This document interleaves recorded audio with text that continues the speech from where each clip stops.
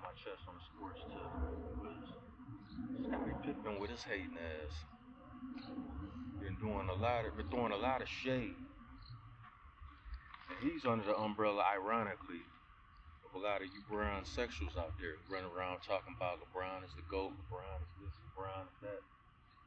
So this is where this conversation is coming from. And it goes into a deeper thing about what I want to talk about. The deeper thing being people don't, not everybody deserves your company. It's a privilege to be in someone's life, and sometimes you gotta lay down that groundwork and let people know. First of all, you have to earn the right to be in my space, and that right can be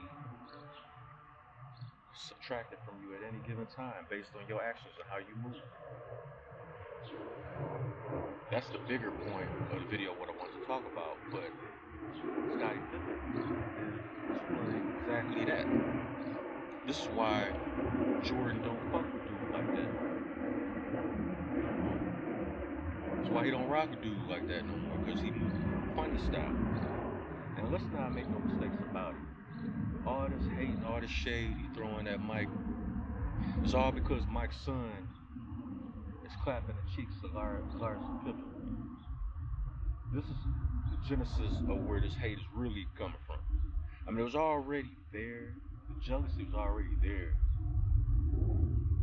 Is he talking about the Jordan's teammates that got all the blame when they lost and it was they fault, but whenever they won, Jordan got all the credit, BS like that. And ironically, that's the same thing they do to LeBron right now.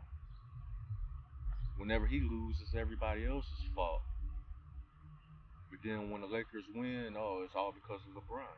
It's the same thing, but he want to swing on LeBron's nuts as a way to throw shade at Jordan based off the whole GOAT conversation. So let's talk about it. A lot of y'all don't remember Jordan's, I think, second year in the league, he broke his foot. He ended up missing the rest of the season because it was early in the season when it happened. He broke his foot. He ended up missing the whole season.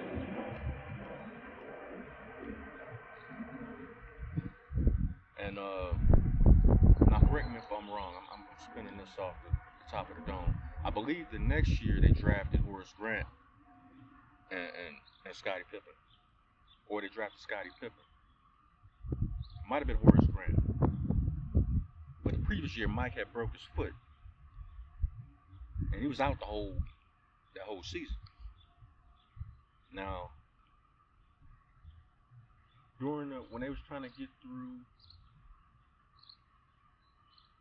when the Pistons was in the way, before the Pistons was in the way, the Cleveland Cavaliers was in the way. They could not beat Cleveland no matter what. It was just until that one game-winning shot that Mike had. When he hit the shot, top of the key, went in, right? It was in the first round. That was when the first round was the best of 5. So Bulls had won that series 3-2 because they was tied 2-2. Who took the last shot? Mike. And Scotty, you was out there on the floor. Why didn't Doug Collins have confidence enough to drop a play for you to take a shot? You know why? Because you wasn't that dude. You was never that dude. Because if you was, then when you went to the Blazers and played, you'd have been able to lead them to the NBA Finals. You'd have been able to be the key component to them winning the championship. But it didn't happen because you wasn't that dude. When you played for the Houston Rockets with Charles Barkley, same scenario. If you was really that dude, you should have been able to lead them to the NBA Finals and win it. You should have been the Finals MVP in that year. But it never happened because you was never that dude. You one of them snake type dudes hating from the sideline, pretending like you're cool with somebody, but all along, the whole time, you've been hiding animosity and jealousy for the next man, and this is your teammate. When he retired, when Mike retired, after finding out his father was murdered, when there was a little small glimpse that maybe he might come out of retirement, put down a baseball bat, and go back to playing in the NBA, he was wearing his shoes. The camera panned in on you. You put your foot up on the bottom was a jump man symbol. You pointed at the jump man symbol. You motioned to the camera to come on back. If Mike was such a horrible player as you like to say right now, and this is I'm talking about this recent audio clip video that you got out talking about Mike was a really bad player before you came. He was horrible. And he was a horrible teammate. If that was the case, why did you want him to come back? You was damn near begging him to come back. You know why? Because you couldn't do it without him. You wasn't that dude. You knew he was the GOAT. That's why you wanted him to come back. You was begging him to come back. But you don't want to talk about that. And we all know the real reason that you got hate and you harboring a whole lot of animosity against Mike. And it ain't even shit that Mike himself is doing. It's all because his son is clapping them cheeks with your estranged wife. Or your ex-wife. Well, I don't know how. I don't know if they divorced or not. Whether they divorced or they separated or whatever the case. We all know that's the reason why he's harboring all this jealousy and jumping on the LeBron bandwagon. Talking about LeBron is the GOAT, he's the greatest. LeBron ain't the greatest shit. You know what LeBron is? If he's the GOAT, the acronym of that name stands for going on another team. Because that's what he do when he loses. Or when he's in a situation where he know he's not the guy that can carry a team on his shoulders. And then at the end of the game, we need him to take the shot. No, he's the dude who's going to pass the ball off. He's going to pass that rock because he don't want to take the shot. Going on another team. That's the only GOAT LeBron can be referred to.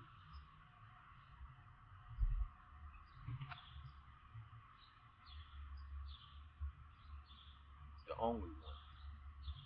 And this is why Mike distanced himself from Scotty over the years.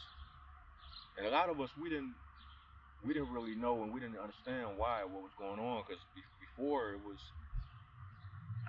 it was behind the scenes. We didn't really know. Everybody wondered, like, why Mike don't rock with Scotty like that. And now we see. Now we see firsthand.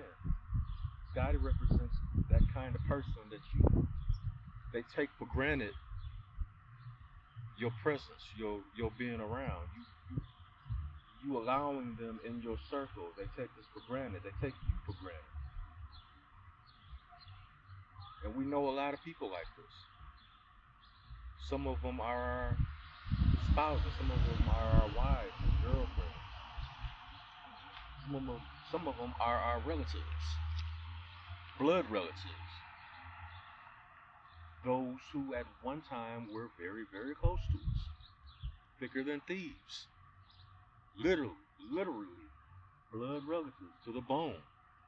And then all of a sudden one day you realize these people have been taking me for granted for years. And I ignored them. I ignored all those red flags. Every single one of them. When all along, you should have been like, this person don't deserve to be in my presence. This person don't deserve to have me around. It is a privilege to be around me. It's a privilege to be with me. See, a lot of that, when you come to that realization, you gotta X these people out of your life.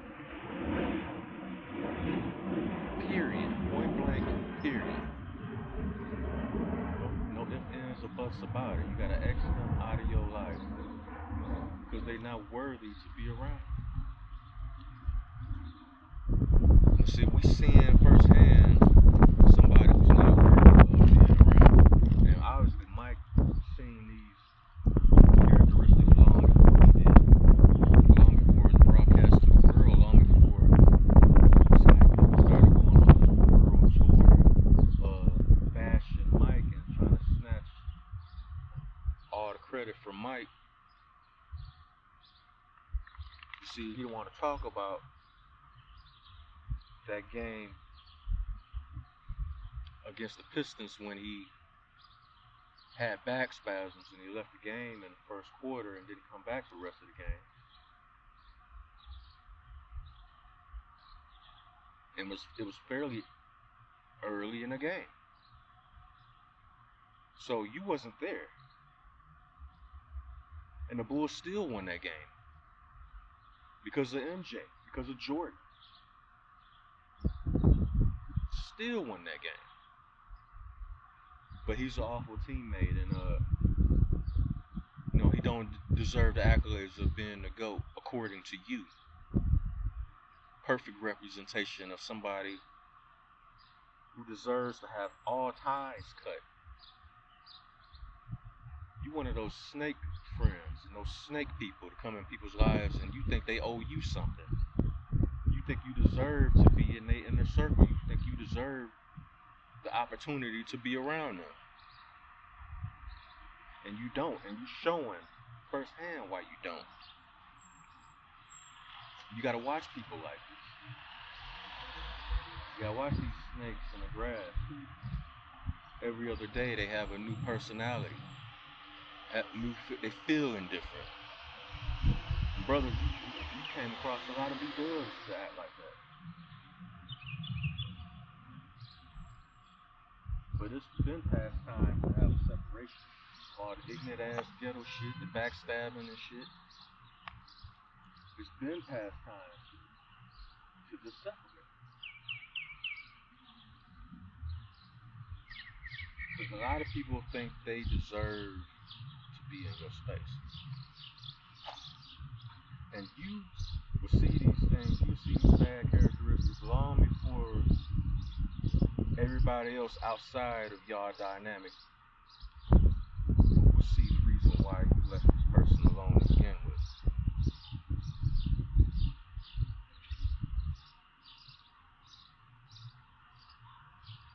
This is why a lot of these bras end up being side chicks at best. A lot of these B-dubs are lifelong members of side chick society, even if they didn't sign themselves up. That's where they belong.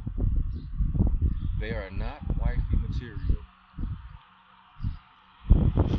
They are not worthy to walk down nobody's aisle. Because they always gonna be craving to be in these streets. So since they are gonna always crave to be in these streets, since they want to change the name of prostitution and call it anything other than what it is,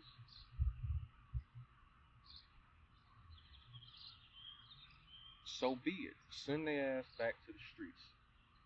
And if you're gonna deal with them, which I highly suggest at this point, brothers, you choose to not deal with them.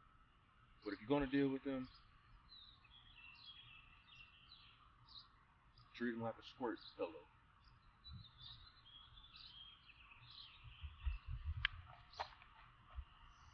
Lay your meat on them, squirt off, and jet.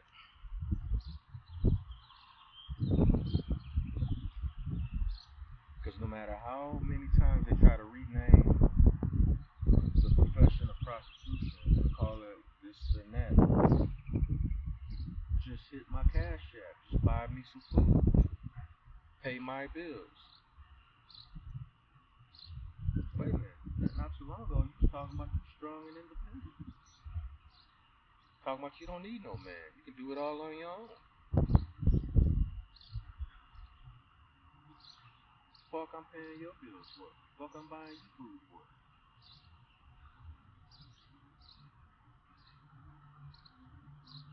I think you getting it really extremely fucked up.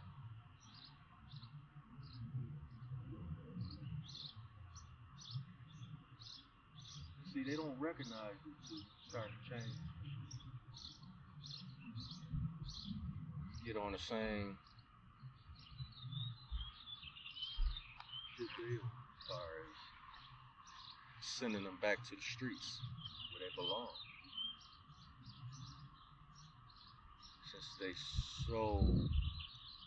so important for them to be out there like that. Let them be out there like that.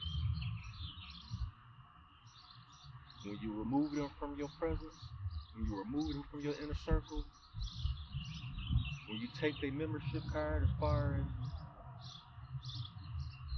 being worthy to even be in your presence anymore, to even be in your inner circle anymore, when you remove all that from them, you walk the fuck away. And it happens all the time. These bras end up turning around and looking to see what you do. Nah, it's time for us to make a mass exodus away from the away from the black woman.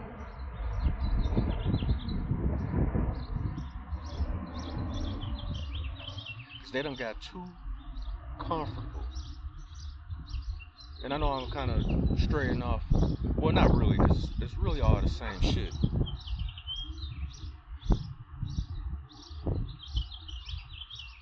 The BW, the black woman, has it the worst. She automatically assumes she's entitled to the black man's time. She assumes she's entitled to the black man's space. They think they own you.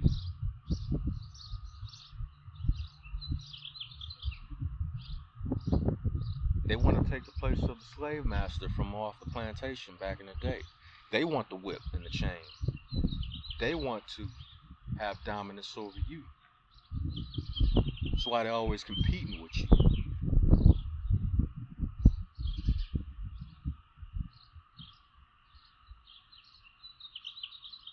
See, I say, okay, you want to be in that frame of mind and shit like that? And someone will even admit it to you. I can't submit to no man. I just have a hard time doing that. Boom. You out of there then. Fuck I need to be around you for? You want to move like a man and act like a man? Date a bitch. Go eat some pussy.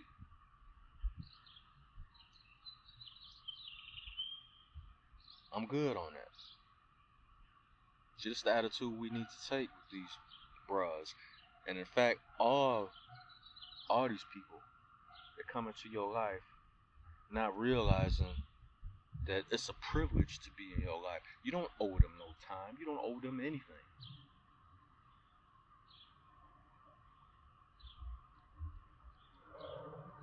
Just like you gave them an opportunity to be in your circle, you can remove them from that circle. Point blank.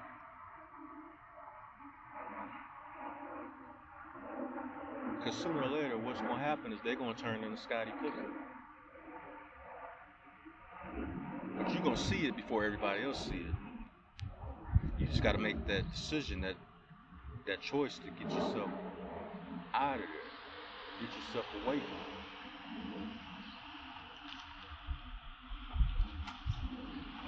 Because what's going to happen is they're going to turn around and get to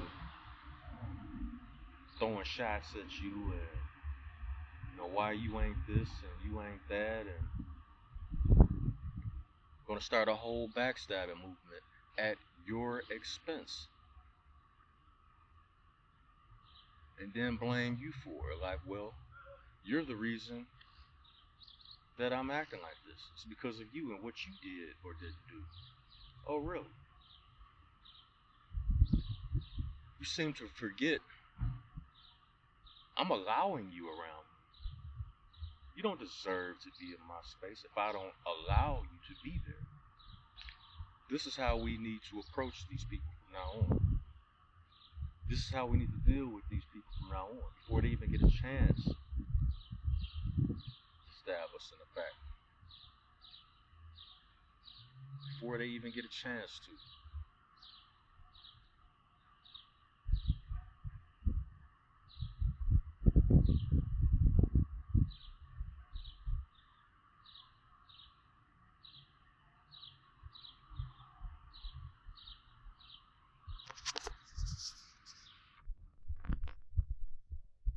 On this one,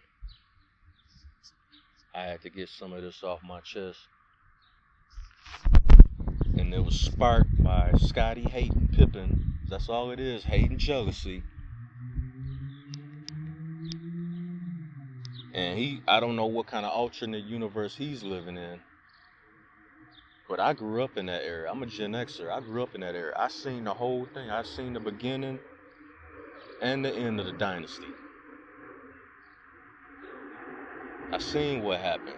I see how Scotty's moving now because he put out a little book, and to promote his book, he wants to throw Mike under the bus. And brothers, you got a lot of people in your circle that will do that to you because they don't realize that it is a privilege to be around you. It's a privilege to be with you. And anytime you feel like it, anytime you say it so, you can subtract that membership card from them. Like, you know what? I ain't rocking with you no more. You done showed me your true self and who you really are. Get the fuck on.